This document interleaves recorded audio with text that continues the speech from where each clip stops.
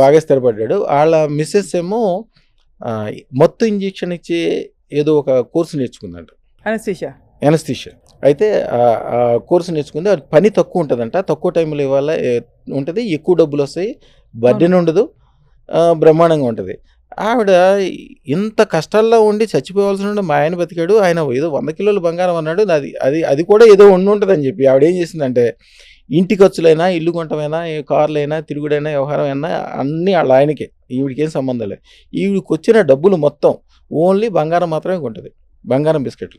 ఆవిడ 3.5 కిలోలు బంగారం అవ్వగానే వాళ్ళ వంశంలో ఎవరి దగ్గర లేదంట 3.5 కిలోలు బంగారం అనేది. ఎవరి దగ్గర లేదంటే 3.5 కిలోలు బంగారం వచ్చింది చెప్పి ఫోటోలు పెట్టి అది పెట్టి మన అదృష్టలక్ష్మి దేవాలయానికి కిలో బంగారం ఇస్తానంది.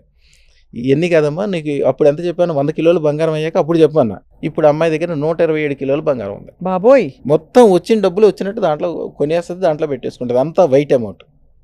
ఆవిడ అదృష్టం లాస్ట్ ఇయర్ ఇక్కడ ఏదో ల్యాండ్ ఉంటే అమ్మేస్తే 42-43 వేల రేట్లో బంగారం తీసుకుంది. దాదాపు 38 కిలోల బంగారం వచ్చింది. ఇక్కడ ల్యాండ్ అమ్మేస్తే వచ్చింది.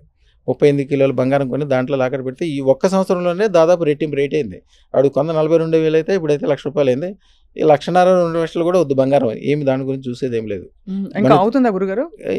గ్యారంటీగా వద్దమ్మా. మన చిన్నప్పటి నుంచి బంగారం రేటు ఎప్పుడైనా తగ్గడం చూసామా? కొద్దిగా తగ్గినా మళ్ళీ పెరుగుతుంటుంది, డబుల్ అవుతుంటుంది. ఎప్పుడు కూడా భూమి రేటు బంగారం రేటు తగ్గుద్దని ఎవరైతే అంటారో వాళ్ళ మొక్కం చూడొద్దు, వాళ్ళకి దూరంగా ఉండండి, వాళ్ళు కూడా దుర్మార్గులే.